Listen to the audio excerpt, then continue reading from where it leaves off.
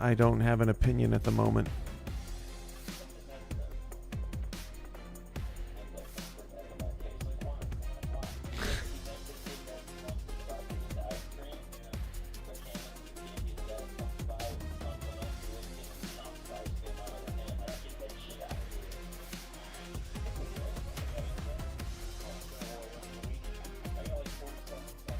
Yep, same.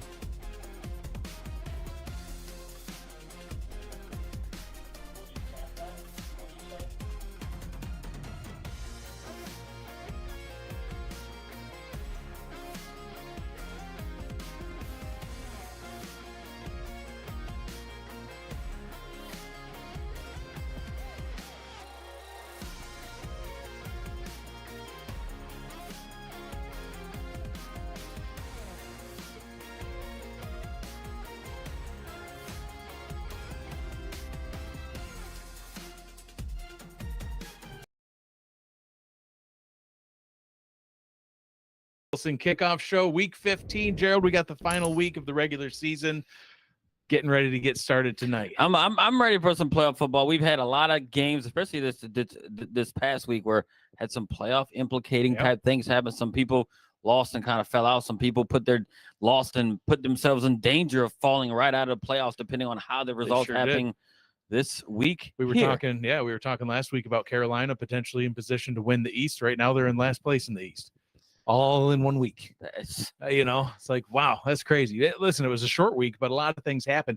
Carolina, they lost to Lexington in a last-second thriller. We called that game the now fabled fake punt call. I lost my mind. I don't know what happened. You lost your mind. I was broken to the end of the game. You were broken until like 40 yards later. I'm like, come on. You got to circle back in. We'll talk about other things. We'll get back to that. But yeah, crazy game. But that loss to Lexington, that knocked them right back down. And now they're going to have to try to claw their way in. Arizona, they lost to another team with a losing record. That was kind of wild. Albuquerque, they finally learned how to win on the road against a team that's not very good. But they won on the road. They hadn't done it all season. Speaking of teams that haven't really had a lot of success, Queen City, they lost again. They're actually they're ending their season tonight on the road against Pittsburgh. They could go winless again for the second time in 4 seasons. It's tough for that franchise. And if they have a game to win, it is against a Pittsburgh team who is extremely young. Yes, yeah, absolutely. So we'll see what they do later on tonight. The Monday Night Spectacular was not so spectacular after all. Unfortunately, the 2-time defending champs lost pretty bad to Minnesota, 31-10. It was bad. That's another one where they just refused to show up. They did. And I got more on that Florida team later on, by the way.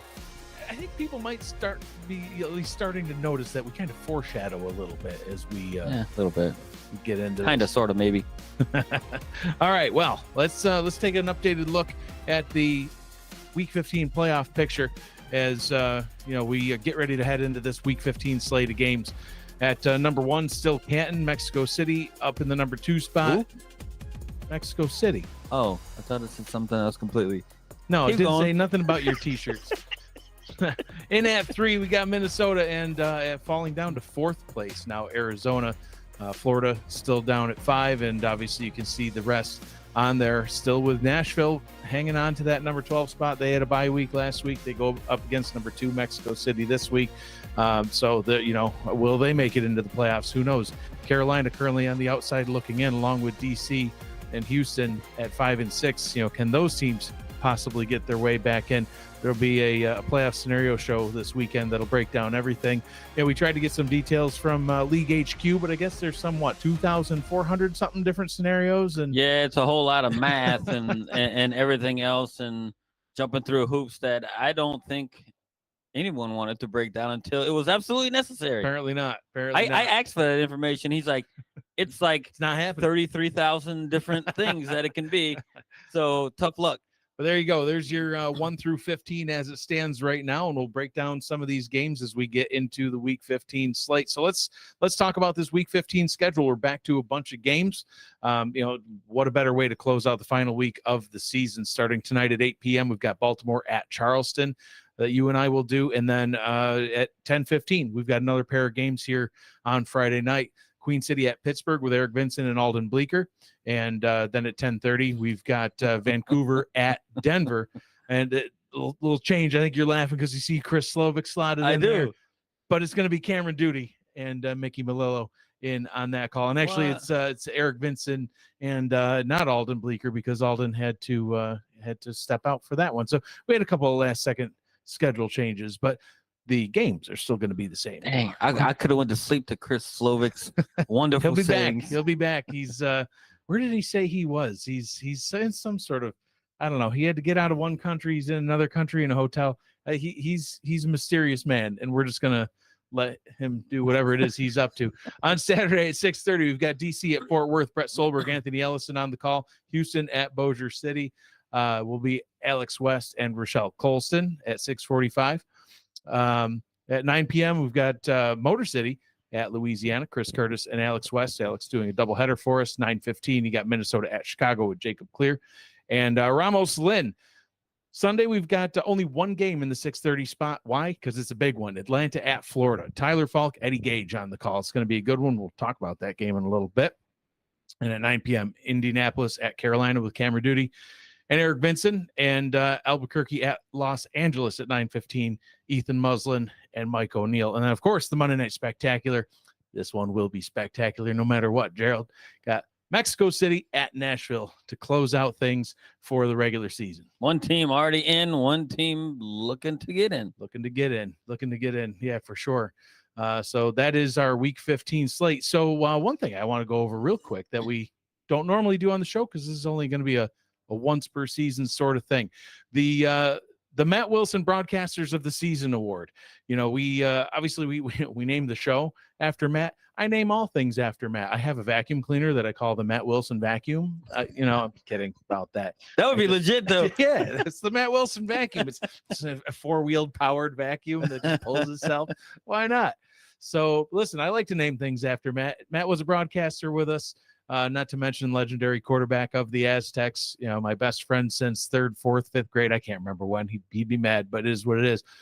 So every season we like to acknowledge a play-by-play broadcaster and an analyst on the broadcast team that really stands out from the rest, that goes above and beyond and really just helps fulfill what Matt Wilson's legacy was with this league, and that's to present the best possible product, not only on the field but on the broadcast as well. This season, we were super happy to honor Ethan Muslin as our play-by-play broadcaster of the season and Alex West as our analyst of the season. Congratulations to those two guys. Very well deserved. They put in a ton of work in the season. Between the two of them, they called more games than pretty much anybody else. Ethan was available every single week. He called a game up until just last week when he had a personal emergency he had to attend to. Alex, I think he's calling 3 games this weekend. In fact, that's who's stepping in for Alden Bleeker. He's going to be calling that game, and then he's doing the doubleheader later on in the weekend. He's like, I want to do 3 so I can get an even 20 games called on the season. That's like I asked for more games. Let's just be clear. You did. I asked for more games, and Mike says no, not a chance. It's not happening. But then he cheats on me with Eddie all the time on broadcast, so I get it. It's understandable. Listen, people hear you enough on the show. Like, I'm just saying, I guess they hear you enough that there's only so much of Gerald Smith as they can take. It's really not enough, though. All right, let's roll through that playoff schedule real quick, because now we have some broadcaster pairings.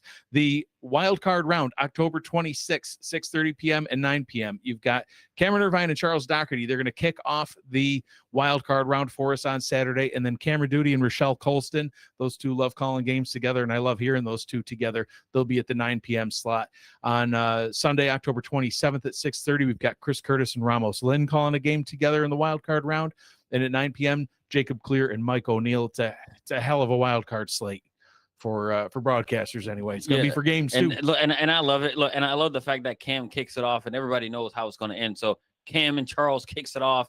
What a good way to start the postseason. That's how you start, right? And kind of continue it on. Absolutely. Speaking of continuing it on, we'll have the quarterfinal round on Monday, November 4th at 8:15. That's going to start off with a one Michael Truillo and an Eddie Gage calling that game. The paid professional Michael Truillo. I had to dust him off. We've had him in storage all season long. We've dusted off a wild Michael Truillo. He'd be back in the booth to call a playoff game with us, along with Eddie Gage, who, you know, speaking of analysts of the season, we could just make Eddie like the perennial analyst of the Hey, season. but no, look, last week he called our game last week. We caught him slipping. He couldn't do it. He couldn't recognize the defense that we were running. And so you won't let him not hear that either. He's slipping. He's slipping. At 10 p.m., we've got Eric Vincent and Anthony Ellison on the call. The games continue on Tuesday, November 5th. Colin and Rick back in the booth to call a playoff game with us, 8:15 p.m. At 10 p.m., we've got Tyler and Brett. Paired those two back up for a playoff slot. In the semifinals, you and I will call the first semifinal game, get that started. By the way, there will be a Willson kickoff show before each round of the playoffs and the championship game. We'll try to weasel our way back into that production as well. Yeah, I think so. And then at 9 p.m., we've got our play-by-play of the season and our analyst of the season, Ethan Muslin, Alex West, paired up to call the second semifinal. That's how you do a semifinal round. That's exactly how you do it. Championship game will be Sunday, November 17th, 8:15 p.m. Of course, Cam and Charles, not to mention who knows who's going to show up on the pregame show. It's going to be wild. So looking forward to that. And with that, let's get into breaking down some games because we're already going to go over. I already know we are. It's your fault. Listen, there's 10 p.m. games tonight, too. We can't go over. We got to get this done. Listen, we're going to break down Indianapolis, Carolina, Sunday, 9 p.m. Indianapolis, they're out of the playoff hunt. Carolina, they came into last week with a possibility to win the East. Today, they sit at the bottom of the East at 6-5, but so is Nashville and Atlanta.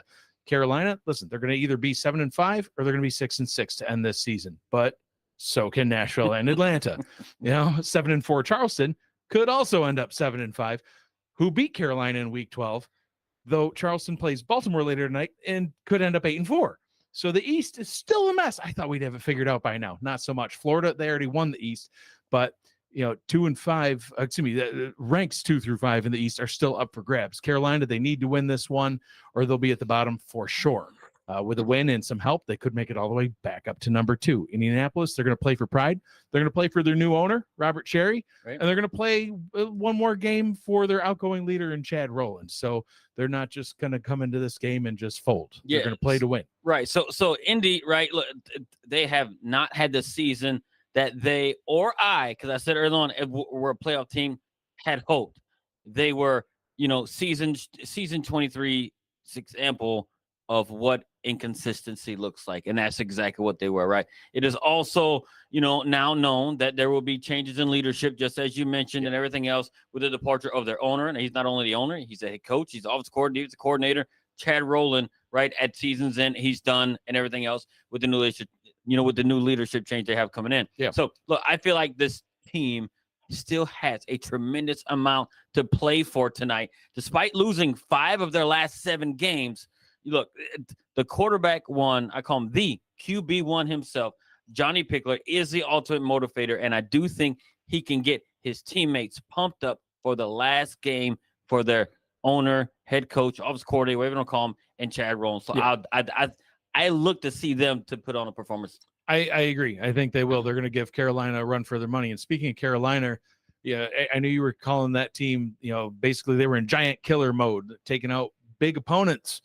Then last week happened. Talk about that. Yeah, look, and they looked terrible on the offensive side of the ball. Despite being, -3 in turnovers last week, they still had a chance to win. Right. They are still a strong team, right? So, but to win, this week, they're going to have to protect the ball, which is something they did not do last week. Quarterback Matt South himself had 5 turnovers, 4 interceptions, a fumble to go along with it, most of which were in the opponent's territory. Right. One of them was even a pick 6. Look, they had nearly 400 yards of total offense last week, so they was able to move the ball. They just need to clean up the turnovers, and I do think they'll be fine. Yeah, because it's going to come down to their defense as well. Despite the offense putting them in a bad position, the defense did still play pretty well. Yeah, and even with the turnovers that they did, right? The defense only allowed 250, yards last week, which is kind of look. If you run up over, nearly 400 yards of offense and you only allow 250, the odds are, hey, it shows that you're moving the ball. You get near the end zone, right? But look, defensively, they will have to have a repeat performance from last week, the way they played, to help get this win and possibly push themselves into the playoffs. So we'll see what they do on Sunday night. Sure to be a good one. Another game on Sunday night, a little bit earlier in the evening, the one that's in its own solo block. Atlanta at Florida, Sunday at 6:30 p.m.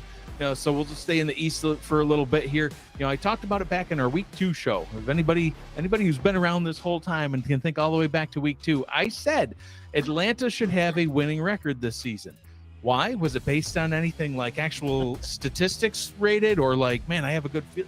Nah, it was all about pretty colors on the broadcast research sheet. Easy to see too. Patterns.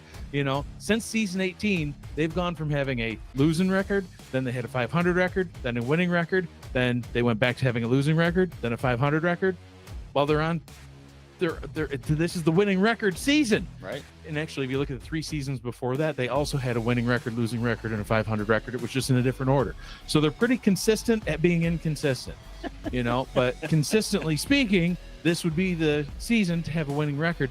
And they are 1 game away from making me right if they can get that win. But like we talked about with Carolina, they need that win. 6-6, just more likely than not. Listen, I don't know all 2,400 scenarios. It's likely not enough to get in. We've seen 7-win teams not get in. 6-6, I don't know. And even with a Charleston loss tonight, they still can't jump above them in the standings, I don't believe. So they need to get this win at minimum.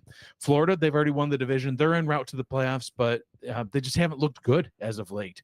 They've lost 3 of their last 5. They certainly don't look like a team coming off of 2 back-to-back championship wins. True. Honestly, for me, this feels like a prove-it game for both of these teams. So talk about that. Look, and Atlanta, for them, their task is extremely simple. Win. If you win, and you got a very good possibility to make the playoffs, right? Yep.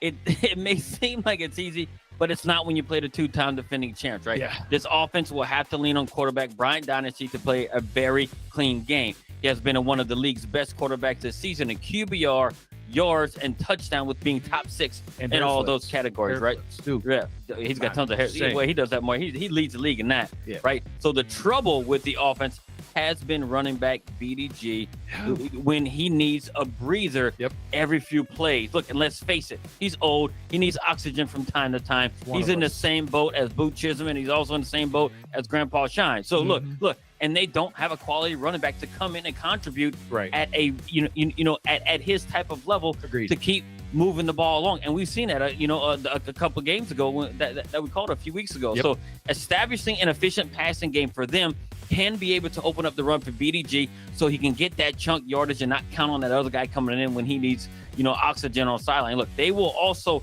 have to have 0 wasted possessions. Otherwise, they will find themselves watching the playoffs from home. Agreed. And it's going to come down to that defense too, of course. And this is a defense that, unfortunately for them, has struggled to try to force some turnovers and even put pressure on opposing quarterbacks, which could help lead to some turnovers all season long. Right. Look, and they're at the near bottom of the league in sacks and takeaways on the season. Look, they're also surrendering almost just as many points as their offense scores. They allow 21 points a game on defense when their offense scores 22 points a game. Yeah. Right. So look, Grandpa Shine and crew will have to force the defending champs into making mistakes if they themselves, because they are past champions, if they themselves want to make another run at a championship. Fun fact, Grandpa Shine, he's trying to go and get himself a commercial drone pilot license. Much respect, my friend. Sweet. See, these no, are he doesn't need it. He can just walk around. Yeah, he can just walk around with a camera. He's like a giant man. Yeah, he's like his own tower. But he's scary. He's listen, very, very large. Let's talk about Florida. They've had a couple of lopsided losses in their last 4 games. They've lost 3 of their last 5. Talk about that. Yeah, look, and they lost 3. Those games that they lost recently, they lost by 3 scores each. Yes, and the reason why was their inability to get the run game going, along with the passing game. Leaving a lot to be desired. In their recent 2 losses, their total yardage was 155 and 122 yards of total offense each game. Quarterback Ron Cochran in those games never reached 100 passing yards at all, and their run game was completely shut down. Yeah. Ron Cochran has the number 1 QBR in the league, the number 1 completion percentage in the league, and has the second fewest interceptions in SFL. So you would think that he would have some nice statistics, but he haven't had it, at least in those 2 losses. Look, they will have to correct their offensive issues as they go into the playoffs and must regain their championship form from the last 2 seasons, or they might find themselves with a very early exit. Yeah. I mean, right now they're still wondering, are we even going to get that first round bye? And there's a chance the way that they've been playing, if they lose this game, they're not getting a first round bye. Right. If they lose this game, I can tell you that much right now. Yep. And for sure, if they are playing in the wild card, they stand just as good of a chance as anybody of losing that game. Oh, you know, 100%. They just have not looked like the two-time defending champs. The defense, on the other hand, they pretty much have looked like the defense of previous seasons. They've been kind of carrying the team. Yeah, and they have and they've been pressuring the opposing quarterback very, very well. And they have the leading interception grabber and Evan Carroll, who has 8. Yeah, they are, they are able to disguise coverages like in all kinds of blitzes like no other team has in the SFL for a very long time. Their second and third level defenders are elite and play great against the run and the pass better than any other defense in the league, in my opinion. Yes. Championship defense, but we don't know if their offense is right back to where they was. We'll find that out on Sunday night. It's we'll call it a primetime game. It's Sunday night. It's by itself. Make sure you tune into that one. It's going to be a good one. So let's talk about a couple of teams that haven't had the seasons that they've hoped for. Well, let's not just talk about, we want to make sure we talk about a little of everybody. Houston at Bossier City. We're going to head down to the South. A couple of our South Division rivals. They haven't had the season that they had hoped for. Bossier City, they're in their first season under this banner, and they're going to end it with a losing record, unfortunately for them. This is the first time that this franchise has had a losing record since season 14 when they were the Seattle Tyrants. I mean, this is a winning organization. Not so much this season. They dropped their last 5 straight after going 3-3 to start the season. They're really going to need to take a step back, reassess their team, retool for season 24. Houston, they're coming off an 8-4 season that not only had a postseason appearance, but had a postseason win last time around. Now they're at risk of ending with a losing record themselves. So possibly an outside chance that Houston could still see a playoff appearance, but it's super unlikely. At minimum, they'll need to win here. So let's talk about Houston and what they will need to do. Yeah, look, Houston won a weird game last week versus my Reds, where they, where I feel like we essentially handed them the game at the end. We basically threw it away. Look, to their credit, hey, they played well with the backup quarterback that came out of nowhere and grinded it out. Yes. But a win is a win, right? But I don't think they're a playoff team. And and they're going to make it, nor do they, nor do they make it in, right? So if they win, they get to 6-6. I don't think the resume has enough for them to get in. They need a lot to go wrong and everything else. Look, but to have a backup quarterback and and for them to be able to do what they did out of nowhere, it's not uncommon to see, right? Yep. So the key to winning in this league is running the ball as well, which is what something that they really haven't done. Over the course of, especially the latter part of the season, right? They just haven't done it lately. The passing game, has got a backup quarterback. There's enough said right there. Yeah. So defensively, they allow more points than they score. They allow 22 points a game. Overall, as a defense, they're not bad. But when you give up that many points, it's just so much to be able to overcome. So that's how their season is basically a nutshell and why they are the way they are. Yeah, and I'll let you just keep right on rolling with it. Go right into Bossier City. And the Steamers, right? Yep. They have not won a game since we crapped the bed in week 8, versus them and lost. Now, both of the last wins, buddies, both teams have the last game they won was against the Reds. It's kind of crazy. Now they both play each other. They have lost 5 straight games. They do boast the league's best passing attack, but are among the league's worst in the run game. Quarterback Ace Finnick has not had a great season despite being number 2 in completions and number 1 in passing. Yeah. He's thrown 25 interceptions, which is tied for last. That's the problem when you throw so much, though. Right, with 3 other quarterbacks have 25 interceptions. It's kind of crazy. So, and look, the Steelers lack balance that has prevented them from reaching their full potential. Defensively, they have struggled to force any turnovers at all. They only have 6 turnovers in 11 games. They forced 6 turnovers in 11 games. Right.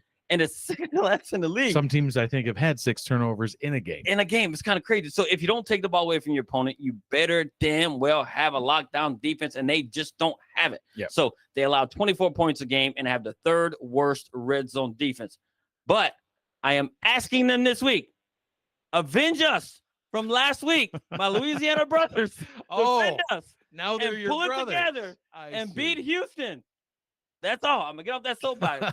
Avenge us. I got so much I want to say about that. I don't have the time. We'll see. If our game tonight's a blowout, we'll get into it in more detail. But all right, Bossier City. Avengers! There's your assignment, Bossier City. Oh, man. All right. Well, coming up next, we've got Baltimore at Charleston about 6 minutes from now. Baltimore, listen, what can you say about Baltimore? Well, they came back into the league in season 11 as the Baltimore Vultures. They have never had a losing season. Literally never have they had a losing season. They won't this season either. They're 5-time champions. They're winners of 4 championships straight. They appeared in 5 straight. In fact, Gerald, since season 15, we are in season 23 right now. Since season 15, they have only not been in a championship game 2 times in 8 seasons. Well, 7 seasons because we don't know about this one yet, but season 16 and season 22 were the only 2 seasons since season 15 that Baltimore hasn't been in the championship game. So weirdly, with all that history, they're not going to win their division. But they are firmly at the number 2 spot in the North, and now they're clawing at a chance to get into the top 4 and potentially get that coveted bye week. They'd have to have some things go their way at this point, but they also would need to win. We've mentioned Charleston a few times now already in the show, but they're at number 2 in the East at 7-4. If they lose, they go to 7-5, and then potentially Atlanta, Nashville, and Carolina could all win, and they'd all be 7-5. Charleston can avoid all that chaos simply by winning this one tonight and guaranteeing themselves at least a decent playoff seed. They'd be number 2 in the East. They'd be 8-4. That's what they need to do. So let's talk about it. We'll start with the only missing the 2 times since season 15 championship Baltimore Vultures. Look, and they had the number 1 scoring offense. They're scoring 32 points a game, and the number 1 total offense has contributed to this team, winning 5 of their last 6 games. They've looked like vintage Baltimore on offense, right? When they are, when they were winning championships left and right. Yep. They have been efficient and have leaned on the run game with T-Roy Gaines, GP Wells, and Warren Murray. The quarterback, Jack Wigmore, is also playing at a high level as well. He's number 3 in passing and is number 2 in TDs. Finding wide receivers like Ivy Irvin, Mac Chima, and the tight end Benji Madsen, who, which all have over 500 yards receiving, on this season. So this unit is a championship type unit, and heading into the playoffs offensively, they could be a bit dangerous. Well, there's a reason that Jack Wigmore has been an MVP in the season in the past. So he dude knows how to play quarterback, still getting it done. In this time frame as well. I think it was back in season 17. He was the MVP if my memory serves. But who knows? I'm getting old too. So, but anyway, the defense is where they've kind of struggled this season. I know there's been games where they've put up just a buku amount of points and still somehow lost. So talk about this defense. Look, and they allow 24 points a game, or in the bottom half of the league, in yards allowed. And it's a huge but. So they are extremely talented at pressuring the opposing QB with 23 sacks on the season, ranks 3rd in the SFL. And in pressuring the quarterback, they have forced turnovers, which have resulted in 8 defensive touchdowns, 2nd best in the league. They have the talent to compete for another championship with this defense unit if, and that's a huge if, they can keep up the pace with the way they turn the ball over and scoring defensive touchdowns. I mean, listen, I said it before. I'll say it again. My challenge to Ramos as the defensive coordinator for the Aztecs every week, you have to do me a favor and allow our opponent to score nothing. 0 points. If you can hold them to 0, I'll get you at least 3, and then we'll win.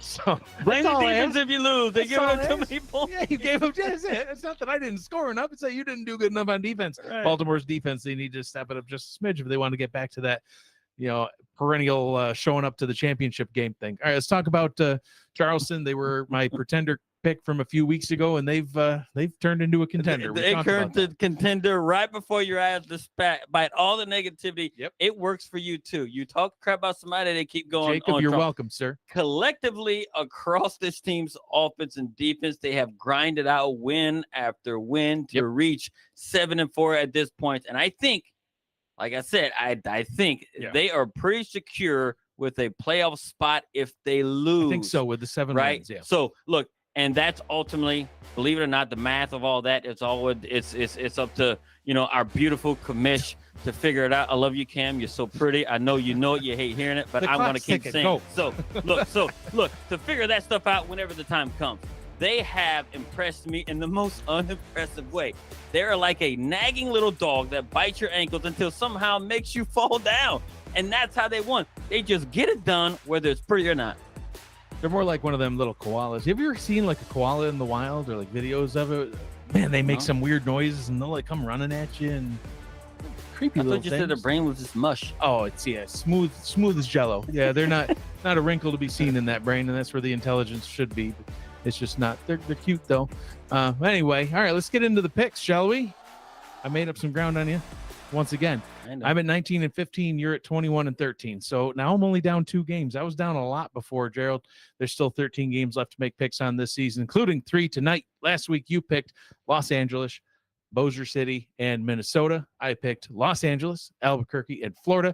Los Angeles got the dub. Albuquerque got the dub. Minnesota got the dub. So, I won a couple, and you won 1, but it was enough for you to still maintain that lead.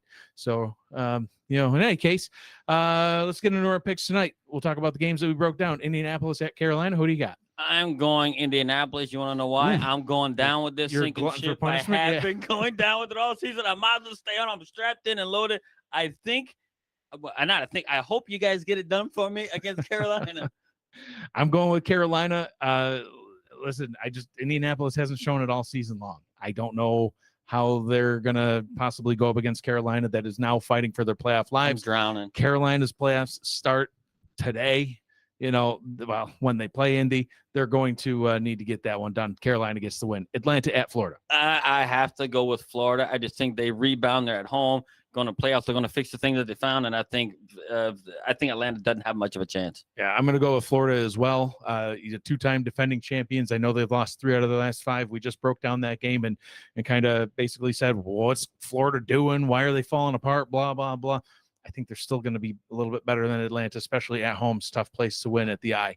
Houston at Bossier City. I'm going with Bossier City. Avenge us, brothers. Avenge us. You are ridiculous. You don't even have a reason. It's just avenge us. That's it.